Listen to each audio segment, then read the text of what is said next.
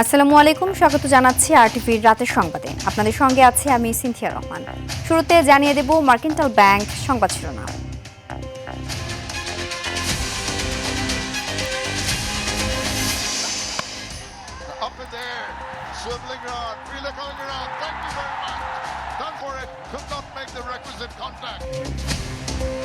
একুশ বছর পর টাইগারদের অজিবাত প্রথম ওয়ানডেতে ৮৬ রানের জয়। ব্যাটে বলে নৈপুণ্যে ম্যাচ সেরা মোসাদ্দেক, নাহিদের ৪ উইকেট।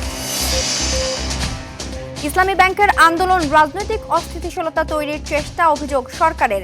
ব্যাংকিং ব্যবস্থা ধূলিসাৎ হবে মন্তব্য বিরোধী দলের। প্রকল্পের মেয়াদ ও ব্যয় বৃদ্ধিতে দায়ীদের দ্রুত শাস্তি নিশ্চিতের নির্দেশ প্রধানমন্ত্রীর। একনেকে নতুন ৫টি সহ ১০ প্রকল্প অনুমোদন। এবং বাংলাদেশকে চাপে রাখতে নয়, পুশিন ভারতের অভ্যন্তরীণ রাজনৈতিক সমস্যা, বললেন তথ্য উপদেষ্টা। সম্পর্ক উন্নয়নে আগ্রহী দুই দেশ।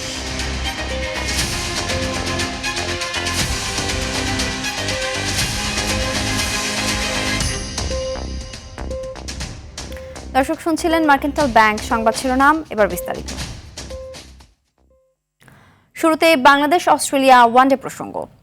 ২১ বছর পর আবারও অস্ট্রেলিয়াকে হারানোর স্বাদ নিল বাংলাদেশ। মিরপুরে ৩ ম্যাচ সিরিজের প্রথম ওয়ানডেতে বৃষ্টি আইনে অতিথিদের ৮৬ রানে হারিয়েছে মেহেদী মিরাজের দল। টস হেরে আগে ব্যাট করে ২৮৪ রানের সমৃদ্ধ সংগ্রহ গড়ে বাংলাদেশ। জবাবে ৯ উইকেটে ১৯১ রান তোলার পর বৃষ্টির কারণে খেলা বন্ধ হয়ে যায়। আতিকুল ইসলাম শাকিলের রিপোর্ট, জানাচ্ছেন আবরার মাহি। কার্ডিফ ফিরে এলো যেন মিরপুরে। আশরাফুলের অতি মানবীয় ইনিংসে প্রথমবার সেদিন অস্ট্রেলিয়াকে হারানোর পর কেটে গেছে ২১টি বছর। অবশেষে শক্তিশালী দলটির বিপক্ষে দীর্ঘদিনের সাফল্য না পাওয়ার আক্ষেপ ঘুচল শেরে বাংলায়। ২৮৫ রানের লক্ষ্য খুব বেশি বড় না হলেও শুরুতেই প্রথম ২ ওভারে ২ উইকেট তুলে নিয়ে অস্ট্রেলিয়াকে ব্যাকফুটে ঠেলে দেয় তাসকিন ও মুস্তাফিজ। তৃতীয় উইকেটে কর্নলি ও জশ ইংলিশ প্রাথমিক বিপর্যয় সামলিয়ে জুটি গড়ে অজিদের ম্যাচে ফেরানোর চেষ্টা করেন, কিন্তু ৪৯ রানের জুটি ভাঙেন নাহিদ রানা জশ ইংলিশকে ফিরিয়ে। এরপর কুপার কর্নলিকে মোসাদ্দেক ফেরালে ১০০ রানের আগে ৪ উইকেটের পতন অতিথিদের। তাতেই বাংলাদেশের জয়ের পথ সুগম হয়। এরপর অ্যালেক্স ক্যারি ও ক্যামেরন গ্রিন চেষ্টা চালালেও বাংলাদেশি বোলারদের বিপক্ষে তা যথেষ্ট হয়নি। নাহিদ রানার গতি ও বাউন্সে একের পর এক উইকেট হারায় অতিথিরা। অ্যালেক্স ক্যারিকে ৪৭ রানে আউট করেন নাহিদ রানা, তবে গ্রিন ৫২ রান করে অপরাজিত থাকেন। বাংলাদেশের পক্ষে নাহিদ রানা ৪টি এবং ম্যাচ সেরা মোসাদ্দেক ও মুস্তাফিজ ২টি করে উইকেট নেন। এর আগে দিনের শুরুতে মিরপুরে টস জিতে স্বাগতিকদের ব্যাটিংয়ে আমন্ত্রণ জানায় অজিরা। ব্যাটিংয়ে নেমে দ্বিতীয় ওভারে সাইফ হাসানের উইকেট হারিয়ে ধাক্কা খায় বাংলাদেশ। তবে প্রাথমিক সে ধাক্কা সামলিয়ে দ্বিতীয় উইকেটে তানজিদ তামিমকে নিয়ে ১০৪ রানের জুটি গড়েন অধিনায়ক নাজমুল শান্ত। আউট হওয়ার আগে তানজিদ তামিম করেন ৫৪ রান এবং শান্তর উইলো থেকে আসে ৬৭ রান। এই দুজনের আউটের পর রানের চাকা সচল রাখেন তাওহিদ হৃদয় ও দীর্ঘদিন পর দলে ফেরা মোসাদ্দেক হোসেন। তাওহিদ হৃদয় ৩৭ রান করে বিদায় নিলেও ৪ বছর পর দলে ফেরা মোসাদ্দেক ৭০ বল খেলে ক্যারিয়ার সেরা হার না মানা ৮৬ রান করেন। বাংলাদেশ পায় ২৮৪ রানের সংগ্রহ। আবরার মাহি, আরটিভি। এবার অন্যান্য প্রসঙ্গ। রাজনৈতিকভাবে দেশকে অস্থিতিশীল করতে ইসলামী ব্যাংক ইস্যুতে আন্দোলন করা হচ্ছে। নেপথ্যে পর্দার আড়ালেও অনেকেই আছে বলে অভিযোগ করেছে সরকারি দল। মঙ্গলবার সংসদ অধিবেশনে স্বরাষ্ট্রমন্ত্রী ও অর্থমন্ত্রী এমন মন্তব্য করেন। এদিকে ইসলামী ব্যাংক ধ্বংস হলে দেশের অর্থনীতি ধূলিসাৎ হবে বলে মন্তব্য করেছে বিরোধী দল। সাদিয়া কানিজের রিপোর্ট। ইসলামী ব্যাংকের শীর্ষপদ পুনর্গঠন, গ্রাহক আন্দোলন এবং সাবেক ব্যবস্থাপনা পরিচালকের পদত্যাগ নিয়ে মঙ্গলবার বাজেট অধিবেশনের তৃতীয় দিনে জাতীয় সংসদে পাল্টাপাল্টি অবস্থানে সরকারি ও বিরোধী দল। এদিন বিরোধী দলীয় নেতা ডাক্তার শফিকুর রহমান ইসলামী ব্যাংক পরিচালনা পর্ষদে ষড়যন্ত্রের অভিযোগ তোলেন। বলেন, নতুন ষড়যন্ত্রের মাধ্যমে ইসলামী ব্যাংকের চেয়ারম্যান পদে অযোগ্য ব্যক্তিকে বসানো হয়েছে। আর বিরোধী দলীয় উপনেতা আব্দুল্লাহ মোহাম্মদ তাহের বলেন, ইসলামী ব্যাংক স্বাভাবিক প্রক্রিয়ায় না চললে বিশৃঙ্খলা তৈরি হবে। সমস্যা সমাধানে তদন্তের দাবি জানান তিনি। চেয়ারম্যান বানানো হচ্ছে একজন পরীক্ষিত, প্রমাণিত অর্থ আত্মসাৎকারী এবং দুর্নীতিবাজ ব্যক্তিকে। এরকম লোকেরা যদি এখানে চেয়ারম্যান হয়, তাহলে আসালামের মতোই তারা বাকির টাকাগুলোকে, জনগণের টাকাকে নিয়ে যাবে। এটা অত্যন্ত পরিষ্কার, এবং এই জন্যই ইসলামী ব্যাংকের গ্রাহকদের ভিতরে এক বিরাট আতঙ্ক তৈরি হয়েছে। পুরানা ব্যাংক দখলকারী চক্রের দৃষ্টি ব্যাংকটির দিকে পড়েছে। নূতন ষড়যন্ত্রের মাধ্যমে পরিচালনা পর্ষদের চেয়ারম্যান পদে বিতর্কিত এবং দুর্নীতির অভিযোগে চিহ্নিত ব্যক্তিকে বসানো হয়েছে। সরকার অবশ্যই সবকিছু চালাবেন, কিন্তু জনগণের পারসেপশনটাকে এই ব্যাংক নিয়ে, এটা অবশ্যই সরকারকে বিবেচনায় নিতে হবে। এসব অভিযোগের উত্তরে স্বরাষ্ট্রমন্ত্রী বলেন, বাংলাদেশ ব্যাংক কোম্পানি আইন অনুযায়ী যে কোনো ব্যাংকের পরিচালনা পর্ষদ পুনর্গঠনের এখতিয়ার রয়েছে বাংলাদেশ ব্যাংকের। পর্দার আড়াল থেকে আন্দোলন করে বেশি দূর এগোনো যাবে না বলেও মন্তব্য করেন তিনি। তার বিরুদ্ধে শুধু অভিযোগ আনা হচ্ছে মৌখিক বা পত্রিকায়, সেই অভিযোগের তো তদন্ত হয় নাই। সুতরাং প্রিজাম্পশন অফ ইনোসেন্স হিসাবেই সে তার বেনিফিটটা পাবে। তারা যেগুলো বলছে, তারা যদি ক্লিয়ার হ্যান্ডে থাকে, তাহলে তারাও তদন্তের ফেস করুক। মাননীয় স্পিকার, বৈধ মালিকের কাছে ইসলামী ব্যাংক ফিরিয়ে দেওয়ার প্রক্রিয়া অনুসরণ করেছে সরকার। অর্থমন্ত্রী বলেন, দেশকে অস্থিতিশীল পরিস্থিতি তৈরির উদ্দেশ্যে ইসলামী ব্যাংকে চেয়ারম্যান ইস্যুতে আন্দোলন করা হচ্ছে। এখানে ইসলামী ব্যাংকের ভালোর জন্য কেউ বলছে, আমি সেটা বিশ্বাস করতে চাই না। মাননীয় স্পিকার, এইটাকে ফেল করাবে এবং রাজনৈতিকভাবে বলবে যে আর্থিক শৃঙ্খলা দেশে নষ্ট হয়ে গেছে। সরকার তার বৈধ মালিকের কাছে ব্যাংক ফিরিয়ে দেওয়ার যে প্রক্রিয়া, সেই প্রক্রিয়াটা বাংলাদেশ ব্যাংক বর্তমানে করছে, এবং বাংলাদেশ ব্যাংক যেখানে শঙ্কা প্রকাশ করছে, বাধাগ্রস্ত হচ্ছে, যে যাদের মাধ্যমে পরিচালিত হলে গ্রাহকদের অসুবিধা হবে, শেয়ার হোল্ডারের অসুবিধা হবে, সেই জায়গায় পরিবর্তনটা আনছে।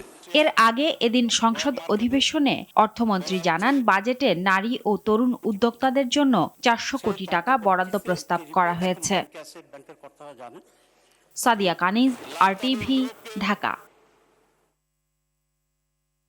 বাংলাদেশের ইতিহাসে গণভোটের রায় ব্যর্থ হওয়ার নজির নেই বলে জানিয়েছেন জামায়াতের আমির ডাক্তার শফিকুর রহমান। জনগণের আকাঙ্ক্ষার ভিত্তিতে সরকার গঠিত হলেও তারা জনগণের প্রতি ন্যায় বিচার নিশ্চিত করতে পারেনি বলেও জানান তিনি। রাজধানী মগবাজারে জামায়াতের কেন্দ্রীয় কার্যালয়ে দলটির পক্ষ থেকে ছায়া বাজেট ঘোষণাকালে এসব কথা বলেন তিনি। এ সময় বর্তমান অর্থনৈতিক ব্যবস্থার সমালোচনা করে বেশ কিছু নীতিগত প্রস্তাব তুলে ধরেন দলটির অর্থনীতি বিষয়ক নেতারা। বিস্তারিত জানাচ্ছেন অভি আরিফ। আসন্ন বাজেটকে সামনে রেখে ছায়া বাজেট ঘোষণা অনুষ্ঠানের আয়োজন করে বাংলাদেশ জামায়াত ইসলামী। রাজধানীর মগবাজারে দলটির কেন্দ্রীয় কার্যালয়ে এই বাজেট ঘোষণা অনুষ্ঠানে বর্তমান অর্থনৈতিক ব্যবস্থার সমালোচনা করেন দলটির অর্থনীতি বিষয়ক নেতৃবৃন্দ। তুলে ধরেন বেশ কিছু নীতিগত প্রস্তাব। বাজেট হতে হবে কর্মসংস্থানমুখী, বিনিয়োগ ও শিল্প বান্ধব, করের অভিঘাত থেকে ক্ষুদ্র ও মাঝারি শিল্পকে যথাসম্ভব রক্ষা করা প্রয়াস কাঙ্ক্ষিত, কর ব্যবস্থায় কৃষিকে অগ্রাধিকার দেওয়া। প্রধান অতিথির বক্তব্যে দেশের রাজনৈতিক ও অর্থনৈতিক পরিস্থিতির সমালোচনা করে জামায়াতের আমির ডাক্তার শফিকুর রহমান বলেন, সততা ও স্বচ্ছতা ছাড়া কোনো বাজেটই কার্যকর হতে পারে না। আমরা এই বাজেট কোনো দলের জন্য দিচ্ছি না। এই বাজেট 18 বা 20 কোটি মানুষের জন্য। বাজেট বাস্তবায়নের জন্য সততা, স্বচ্ছতা লাগবে, জবাবদিহিতা লাগবে। সততা, স্বচ্ছতা, জবাবদিহিতা যদি নিশ্চিত করা যায়, আমরা মনে করি যে বাজেট প্রস্তাবনা আমরা করব, সেটা অবশ্যই অর্জনযোগ্য, এটা অর্জন করা সম্ভব। ছায়া বাজেটে রাজস্ব আহরণে অটোমেশন বৃদ্ধি, কর ব্যবস্থার সংস্কার এবং করদাতার সংখ্যা বাড়ানোর উপরও জোর দেওয়া হয়। আমাদের ট্যাক্সেশন কালেকশনের যে পদ্ধতি রয়েছে, এটা দারুণ ত্রুটিপূর্ণ। এখানে যদি সততা এবং স্বচ্ছতা মেনটেন করা যায়, অটোমেটিক্যালি ব্যবসায়ীরা বিপুল উৎসাহ নিয়ে আরো বেশি ট্যাক্স দিবেন জনগণ। এছাড়া বয়স্ক ভাতার পরিমাণ বর্তমান 750 টাকা থেকে বাড়িয়ে মাসিক 4500 টাকা করার প্রস্তাবও করা হয় ছায়া বাজেটে। একটি বাজেট প্রস্তাবনা আমাদের বিবেচনায় আমরা পেশ করতে যাচ্ছি। অভি আরিফ, RTV, ঢাকা। বারবার প্রকল্পের মেয়াদ ও ব্যয় বৃদ্ধির প্রবণতায় তীব্র ক্ষোভ ও বিরক্তি প্রকাশ করেছেন প্রধানমন্ত্রী তারেক রহমান। যেসব কর্মকর্তার অবহেলা বা গাফলতির কারণে প্রকল্পের মেয়াদ বাড়ছে তাদের খুঁজে বের করে দ্রুত শাস্তির আওতায় আনার জন্য সংশ্লিষ্টদের কঠোর নির্দেশ দিয়েছেন তিনি। মঙ্গলবার বাংলাদেশ সচিবালয়ে একনেক সভায় এই নির্দেশ দেন তিনি। বিষয়টি নিশ্চিত করেছেন প্রধানমন্ত্রীর উপপ্রেস সচিব মোহাম্মদ সুজাদুল্লাহ সুজন মাহমুদ। সভায় মোট ৩,৮৯০ কোটি ৯৭ লাখ টাকা ব্যয় সম্বলিত 10টি প্রকল্প অনুমোদন দেওয়া হয়েছে। অনুমোদিত ব্যয়ের মধ্যে সরকারের নিজস্ব অর্থায়ন ৩,৮১০ কোটি ৬২ লাখ টাকা এবং সংস্থার নিজস্ব তহবিল থেকে ৮০ কোটি ৩৫ লাখ টাকা যোগান দেওয়া হবে।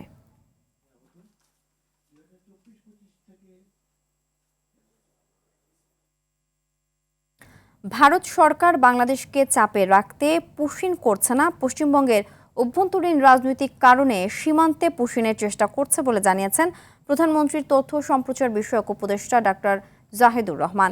পুশিন বিষয়ে ভারতের সঙ্গে কথা হচ্ছে জানিয়ে তিনি বলেন, সম্পর্ক উন্নয়নে দুই দেশ আগ্রহী। সচিবালয়ে সমসাময়িক বিষয় নিয়ে সংবাদ সম্মেলনে এসব কথা বলেন তিনি। তথ্য উপদেষ্টা বলেন, কার্যক্রম নিষিদ্ধ আওয়ামী লীগের পদধারী কেউ স্থানীয় সরকার নির্বাচনে অংশ নিতে পারবে না। তাদের মিছিল এবং অপরাধ কার্যক্রম প্রতিহত করতে পুলিশ তৎপর আছে। বিশ্ববিদ্যালয় ও বড় কলেজগুলোতে ছাত্র সংসদ নির্বাচন দিতে সরকার বদ্ধপরিকর বলেও জানান ডাক্তার জাহেদ। পশ্চিমবঙ্গের নির্বাচন ফলো করেছি, সেখানে নির্বাচনে একটা ইস্যু ছিল, এটা তাদের একটা অভ্যন্তরীণ রাজনৈতিক ব্যাপার, যেটার খানিকটা চাপ আমাদের উপরে আসছে। আমি এইভাবে মনে করি না যে বাংলাদেশের সাথে কোনো একটা টেনশন তৈরির জন্য ভারতীয় সরকার এটা করছে। পশ্চিমবঙ্গে যে নতুন সরকার দায়িত্বে এসছে নির্বাচিত হয়ে, তাদের নির্বাচনের এক ধরনের প্রতিশ্রুতি ছিল, তাদের একটা রাজনীতি আছে, সেটারই এক ধরনের বহিঃপ্রকাশ এটা। আগামী বছরের মধ্যে বাংলাদেশ থেকে জনশক্তি রপ্তানি 1 লাখে উন্নীত করার বিষয়ে রাশিয়ার সঙ্গে আলোচনা করেছেন পররাষ্ট্রমন্ত্রী ডক্টর খলিলুর রহমান। এ বিষয়ে দ্রুত পদক্ষেপ নিতে রুশ কর্তৃপক্ষ সম্মত হয়েছে বলেও এক বিজ্ঞপ্তিতে জানিয়েছে পররাষ্ট্র মন্ত্রণালয়। উভয় পক্ষ শিগগিরই এ বিষয়ে প্রয়োজনীয় আনুষ্ঠানিকতা সম্পন্ন করবে বলেও আশা করা হচ্ছে। বর্তমানে প্রায় 10,000 বাংলাদেশি রাশিয়ায় কাজ করছে। এছাড়াও দেশটিতে তৈরি পোশাক ও ওষুধ রপ্তানি দ্রুত বাড়ানোর সম্ভাবনার উপর জোর দেন বাংলাদেশের পররাষ্ট্রমন্ত্রী।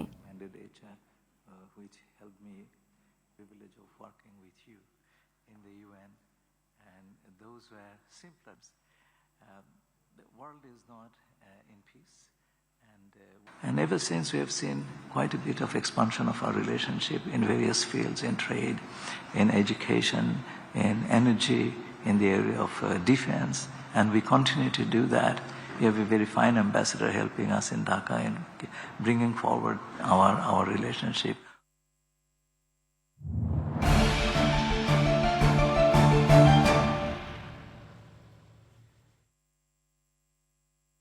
এবার বাজেট প্রসঙ্গ।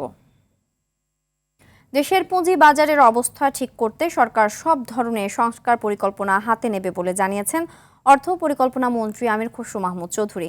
দুপুরে ত্রয়োদশ জাতীয় সংসদের দ্বিতীয় বাজেট অধিবেশনের তৃতীয় দিনে কথা বলেন তিনি।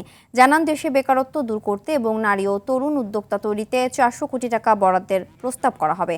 পাশাপাশি মন্ত্রী আরও বলেন, বিনা জামানতে সর্বোচ্চ 4% সুদে 10 লাখ টাকা পর্যন্ত ও জামানত সাপেক্ষে সর্বোচ্চ 35 লাখ টাকা পর্যন্ত ঋণ সুবিধা দেওয়া হবে। যুব ও ক্ষুদ্র উদ্যোক্তারা যাতে সহজে এই সুবিধা পেতে পারেন তার জন্য সংশ্লিষ্ট ব্যাংক ও দপ্তরগুলোকে বিশেষ নির্দেশনা প্রদান করা হবে বলেও জানান মন্ত্রী।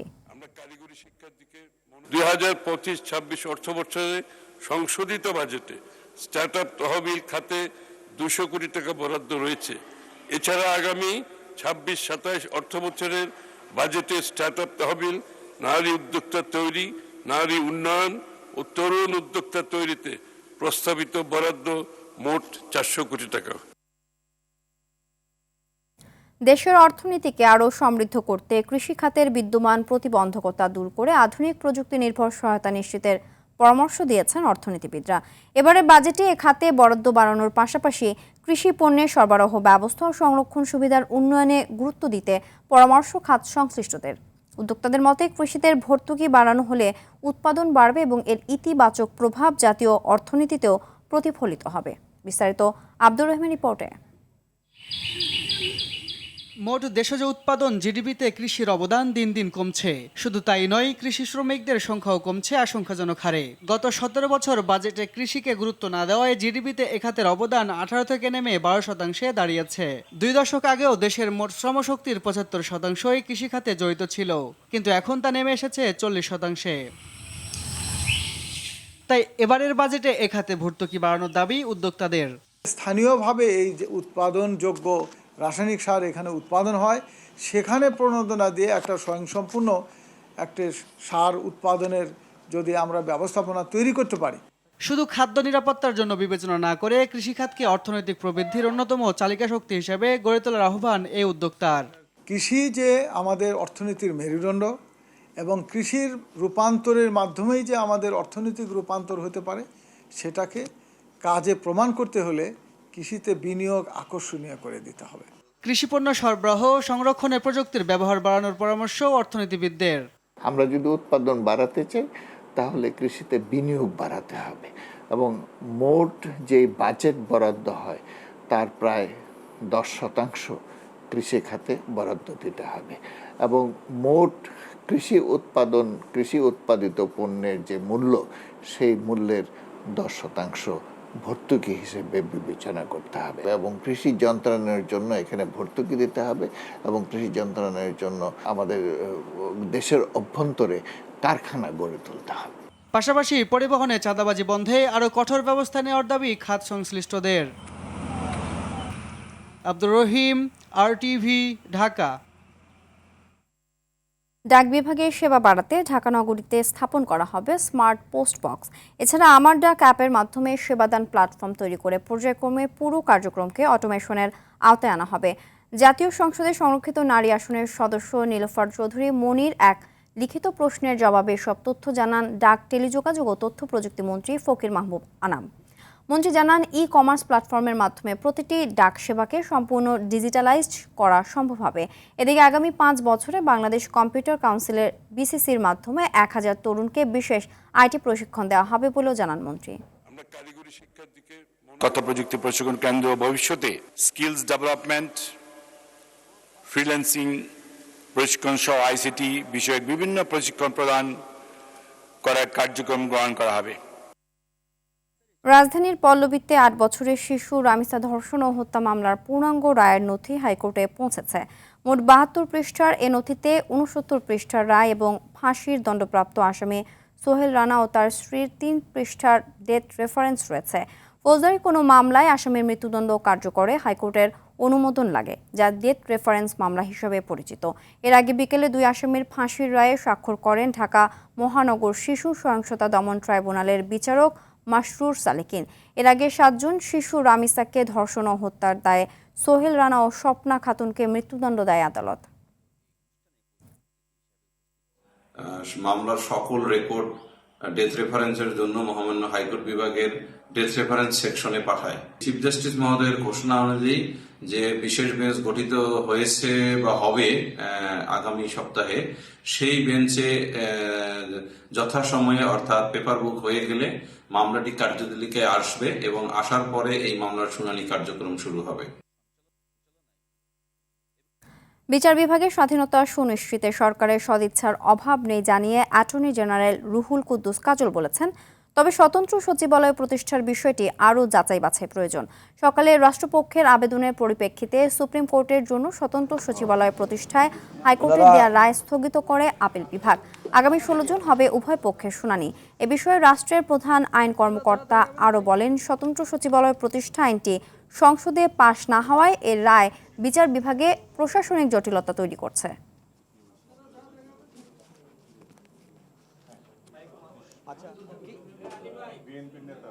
গণতান্ত্রিক সরকার তারা তাদের গণতান্ত্রিক চর্চায় রাষ্ট্র পরিচালনার ক্ষেত্রে কোনো আইনের অপব্যবহার করবে, এটা তো কারো প্রত্যাশিত না।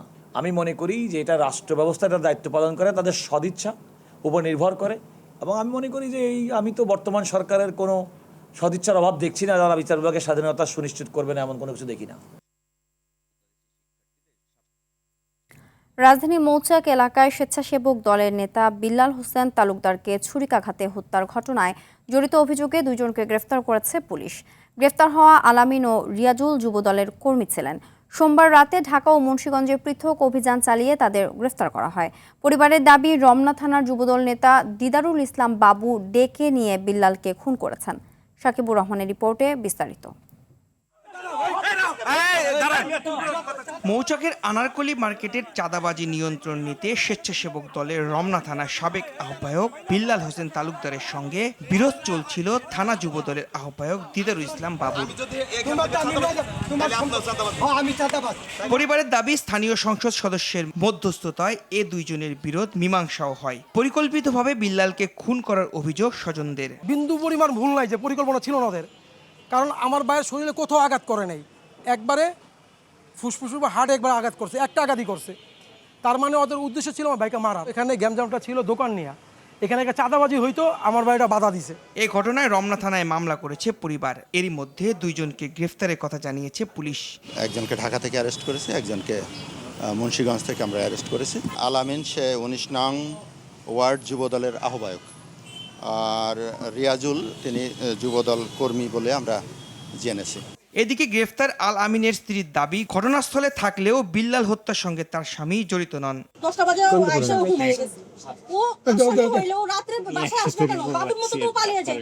এ ঘটনায় ক্ষুব্ধ স্থানীয় বিএনপি নেতারা। আমাদের যেই জামিলাটুকু এখানে যে ফুটপাতের যে দোকানপাটগুলো নিয়ে মূলত এটা একতরফিয়া ভাবে একটা সন্ত্রাসী চক্র এগুলো নিয়ন্ত্রণ করতে চায়। যারা দোকানদারি করতেছে পুরো মাসুদ যুবলীগের মাসুদের যে সিস্টেমটা ছিল সেই সিস্টেমটাই এখনো আছে, শুধু জাস্ট এখন নিয়ন্ত্রণটা চেঞ্জ হয়েছে। সোমবার রাতে মৌচাকের আনারকলি মার্কেটের সামনে খুন হন বিএনপি নেতা বিল্লাল। সাকিবুর রহমান, RTV, ঢাকা। ফুটবল বিশ্বকাপ সম্প্রচারের জন্য ফিফার সঙ্গে $38 লাখ মার্কিন ডলারের চুক্তি চূড়ান্ত হয়েছে বলে জানিয়েছেন তথ্য ও সম্প্রচার প্রতিমন্ত্রী ইয়াসির খান চৌধুরী। তিনি বলেন, টেলিকম অপারেটর, স্যাটেলাইট চ্যানেল ও OTT প্ল্যাটফর্মের কাছে সম্প্রচার সত্ত্ব ও বিজ্ঞাপন বিক্রির মাধ্যমে প্রায় পুরো অর্থ উঠে এসেছে। ফলে নামমাত্র খরচে বিটিভি বিশ্বকাপের খেলা সম্প্রচার করতে পারবে। সচিবালয়ে এক সংবাদ সম্মেলনে প্রতিমন্ত্রী আরও বলেন, অত্যন্ত স্বচ্ছ প্রক্রিয়া এবং নীতিমালার আলোকে এবারের ফুটবল বিশ্বকাপ সম্প্রচারের চূড়ান্ত চুক্তিমূল্য নির্ধারিত হয়েছে। দেশের বিভিন্ন স্থানে বড় পর্দায় বিশ্বকাপ ফুটবল খেলা দেখানোর ব্যবস্থা থাকবে বলে জানান যুব ক্রীড়া প্রতিমন্ত্রী আমিনুল হক। কুচক্রী মহলের প্রতিবন্ধকতা এবং দীর্ঘ প্রতীক্ষার অবসান ঘটিয়ে বাংলাদেশ টেলিভিশন আগামী ফুটবল বিশ্বকাপ সরাসরি সম্প্রচার অধিকার অর্জন করতে সক্ষম হয়েছে। অত্যন্ত স্বচ্ছ প্রক্রিয়ায় এবং বাংলাদেশের নীতিমালার আলোকে এবারের ফুটবল বিশ্বকাপ সম্প্রচারের চূড়ান্ত চুক্তিমূল্য নির্ধারিত হয়েছে মাত্র $3.85 মিলিয়ন। রাতের সংবাদ এ পর্যন্ত। মধ্যরাতের সংবাদ 1টায় দেখার আমন্ত্রণ রইল। ধন্যবাদ সবাইকে।